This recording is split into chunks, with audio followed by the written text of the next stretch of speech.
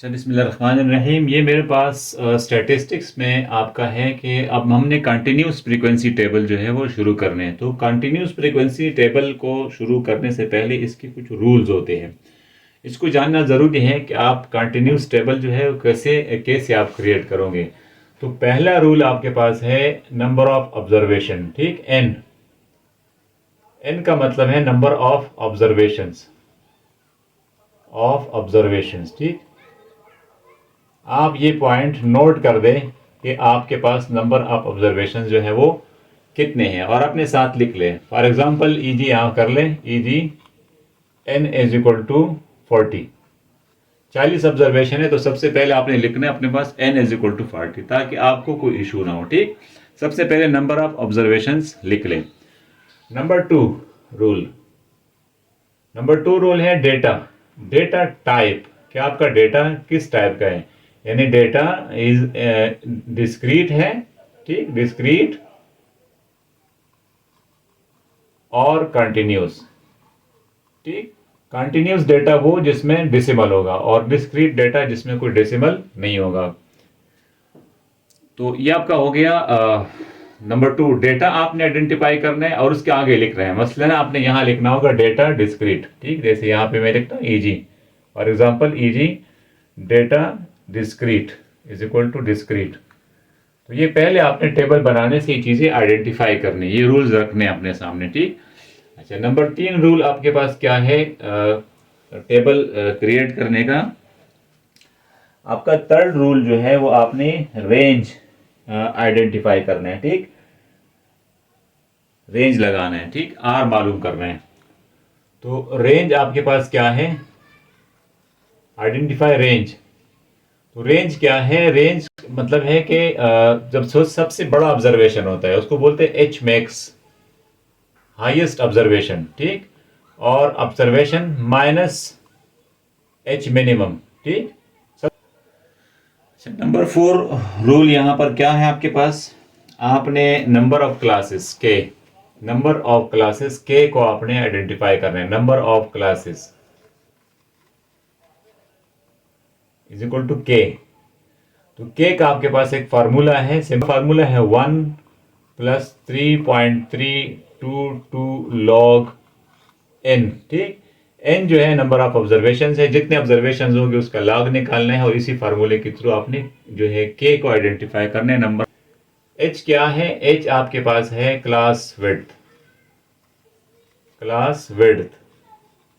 कि क्लास की विड्थ जो है वो आपकी क्या होनी चाहिए।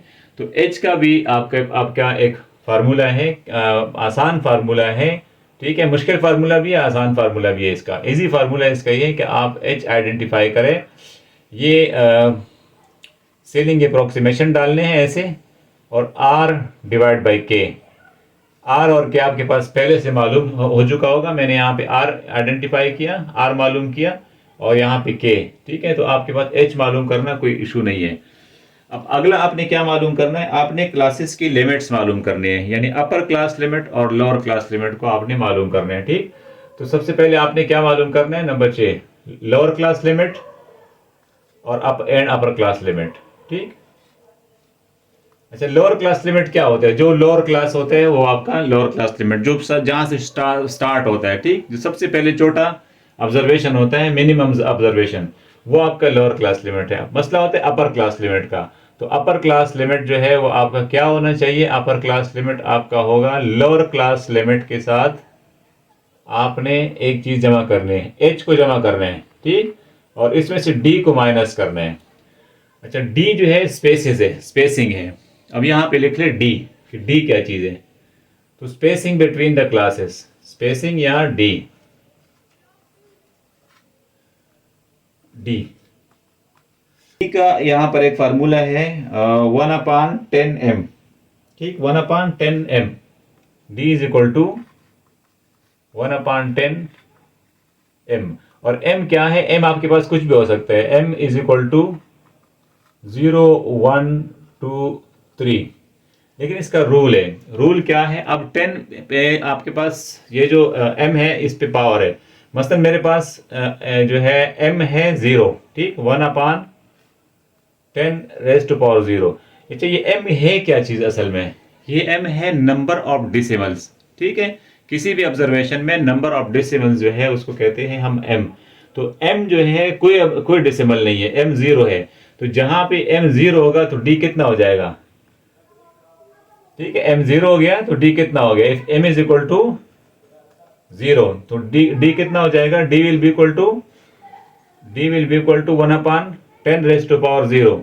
तो 10 raised to power 0 का मतलब होता है 1, ठीक, 1। 10 raised to power 0 का मतलब होता है 1। तो 1 upon 1 इज इक्वल टू 1, आपका d आएगा 1। अच्छा, अगर आपके पास m जो है, if m is equal to 1, तो अब आपके पास जो है d कितना आएगा? तो d will be equal to 1 upon 10 raised to power 1। तो this will be equal to 1 upon 10, ठीक है। जो थोड़ा बहुत मैथ आता है जिनको, इनके लिए कोई मसला नहीं है। अब ये क्या बनेगा? जिस बनेगा 0.1। तो आपकी जो d की वैल्यू आएगी वो आपके पास आएगी, स्पेसिंग की वैल्यू आएगी 0.1, ठीक है। अब मेरे पास m2 है, ठीक है, यहाँ पे m की वैल्यू 2 है। ये m क्या है? This is the number of decimals in the observation, ठीक है। अगर 1 डेसिमल है तो 1 आएगा, और नहीं है तो 0 आएगा। जैसे डिस्क्रीट डेटा में आपका जो है कोई डेसिमल नहीं होता। तो m मेरे पास 2 है, तो d क्या आएगा? d will be equal to 1 upon 10 raised to power 2। तो 1 अपॉन 100 हो गया, and this is equal to 0.01, ठीक है। ये आपका स्पेसिंग होगा। तो इसमें फिर जब अपर क्लास लिमिट और लोअर क्लास लिमिट और हम बाउंड्रीज बनाएंगे तो इसमें फिर ये चीज़ आपको समझ में आ जाएगा। तो ये 7 रूल्स है, इसके बगैर आप जो है कंटिन्यूस टेबल नहीं बना सकते, ठीक। अब हम चलते आगे, एक क्वेश्चन सॉल्व करते हैं। उसमें आपको मैं बताऊंगा कि हम किस तरह से इन रूल्स को जो है वो अप्लाई करते हैं कंटिन्यूस टेबल, फ्रीक्वेंसी टेबल बनाने के लिए। Thank you. Number of observations कितने हैं? आप अपने साथ लिख ले, 18 है। डेटा लिख ले, डेटा किस किस्म का है? डेटा इज डिस्क्रीट, डेटा में कोई डेसिमल नहीं है, डेटा डिस्क्रीट है। इसके बाद आपको चाहिए आर, चाहिए आर क्या होता है? रेंज। रेंज आपका मालूम करने का तरीका ये है कि फार्मूला इसका है, फार्मूला मैंने नहीं लिखा, H max minus H minus, ठीक, एच मिनिमम।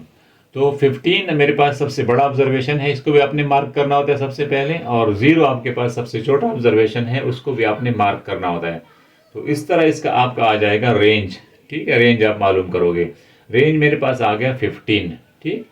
अच्छा, रेंज अपने पास रख ले, रेंज आपके काम आएगा।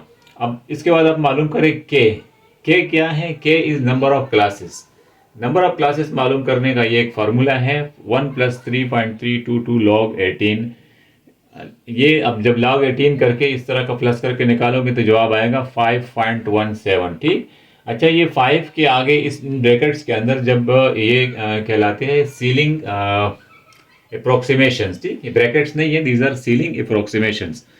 इसके अंदर जब आपके पास कोई चीज़ डेसिमल में आएगा तो उससे अगला नंबर जो है आपका जवाब होगा, ठीक। अगर फिर 5 आंसर आया, 6 आंसर आया तो आपका 6 आंसर होगा, ठीक है, यानी वो डिजिट आंसर होगा। लेकिन अगर उसके साथ 0.1 आया, 0.2 आया तो वो आपका जवाब नहीं होगा, इससे अगला क्लास जो है वो आपका जवाब होगा। तो आंसर है 6। तो आपके पास 6 क्लासेस बनेंगी इस डेटा के अंदर। अच्छा, इसके बाद आपके चाहिए एच, चाहिए एच क्या है? वेट है। इस डेटा का वेट जो है वो एच से मालूम होगा। एच का फार्मूला है आर अपॉन के, ठीक। तो आर मेरे पास मालूम है 15 है, और के मैंने मालूम किया, अभी आपके सामने 6 हो गया। तो 15 को 6 पे डिवाइड करें तो इसका आंसर आता है 2.5, ठीक। और 2.5 आया, यहाँ पर भी सीलिंग अप्रोक्सीमेशन है, तो इसका आंसर आएगा 3, ठीक है। आप अशारिया आया तो आप इससे अगले क्लास में जाओगे। अच्छा, मुझे इसमें डी चाहिए, डी। LCL मैंने बनाना है lower class limit. Lower class limit मेरे पास स्टार्ट हो रहा है 0 से। अपर क्लास लिमिट मेरा क्या है? अपर क्लास लिमिट मेरा है LCL plus H minus D, यानी लोअर क्लास लिमिट के साथ में H जमा करूंगा, उसमें से D माइनस करूंगा। तो अपर क्लास लिमिट मेरा आएगा, लोअर क्लास लिमिट है 0 और H मेरे पास है 3, और इसमें से D माइनस करूंगा, 3 - 1। तो मेरे पास LCL अब UCL जो आएगा अपर क्लास लिमिट वो आएगा असल में 2 आएगा, ठीक, पहला वाला। और अब अगला क्लास जब मैं करूंगा, ये पहला क्लास मेरे पास आ रहा है, अपर क्लास लिमिट 2 आ रहा है। अगले क्लास के साथ मैं ये जो अपर क्लास लिमिट है इसके साथ में ये इसको H को जमा करता जाऊंगा, ठीक। H को प्लस करता जाऊंगा, फिर मेरा अगला क्लास जो है वो बनता जाएगा। यहाँ 12 से स्टार्ट है और 11 के साथ 3 जमा करें तो 14 आ जाएगा, ये आपका अपर क्लास लिमिट बन गया। ठीक, 15 से ये क्लास स्टार्ट है और 14 के साथ मैं 3 जमा करूंगा, 3 प्लस करूंगा तो 17 मेरा आ जाएगा ये अपर क्लास लिमिट। अब आ जाए इसके टैली मार्क्स की तरफ चलते हैं। ठीक, टैली मार्क्स शुरू करते हैं। पहले जो है उसको टैली करते हैं, पहले ऑब्जर्वेशन को। ऑब्जर्वेशन मैंने यहाँ पे लिख दी है। ठीक, तो 4 है मेरा मेरा पहला ऑब्जर्वेशन। 4 यहाँ पे कौन से क्लास में आ रहे हैं? 3 to 5 में आ रहा है। ठीक, इट कम्स इनटू 3 to 5 वाले क्लास में आ रहा है, तो यहाँ मैं एक टैली मार्क लगाऊंगा, 4 नहीं लिखूंगा। अगला मेरे पास है 3 भी यहाँ पर आ रहे हैं। ठीक, 3 यहाँ मौजूद है। जो यहाँ मौजूद होता है ना, उसका अगर बराबर कोई आए तो वो आपने उसको यहाँ पे लिखना है। ठीक, इससे ऊपर और इससे नीचे नहीं लिख रहे हैं। 3 लिख दिया। अगला मेरे पास आ रहा है 0, 0 यहाँ ऊपर वाले पहले क्लास में आ जाएगा। और 1 आपका आ जाएगा, वो भी पहले क्लास में। 2 भी पहले क्लास में आ जाएगा। 5 आपका आ जाएगा, दोबारा यहाँ पर आ जाएगा। 6 आपका आ जाएगा 3rd क्लास में। 8 भी 3rd क्लास में। 10 आपका आ जाएगा 4th क्लास में। 7 आ जाएगा आपका ऊपर इसी क्लास में। 11 आपका आ जाएगा इसी क्लास में। 15 और 14 यहाँ पर लिख लें। और 3 जो ऑब्जर्वेशन है आपका वो इधर आ जाएगा। 4 भी आपका इधर ही आ जाएगा, ये कट गया, टैली पूरा हो गया, 5 पूरे हो गए। 12 नंबर ऑब्जर्वेशन आपका आ जाएगा इस ग्रुप में, और फिर 12 है तो वो भी आपके पास इसी ग्रुप में आएगा। ठीक है, वो चेंज नहीं होगा। अब इस टैली मार्क को अपने फ्रीक्वेंसी के टेबल में लिख ले। पहले क्लास में मेरे पास है 3, दूसरे में 5, तीसरे में 3, चौथे में 2, और 5वीं में 4, और आखिरी क्लास में मेरे पास 6 क्लास में मेरे पास एक ऑब्जर्वेशन है। ठीक, 4 17 और 1 आपका 18। तो ये हमने ये डेटा कंटिन्यूस क्लासेस के अंदर जो है वो कंटिन्यूस क्लासेस में डिस्ट्रीब्यूट किया करेंगे, आपके लिए इजी हो जाएगा। ठीक, वीडियो अच्छी लगे तो लाइक करें और सब्सक्राइब करें और हमारे हौसला अफजाई करें। बहुत शुक्रिया।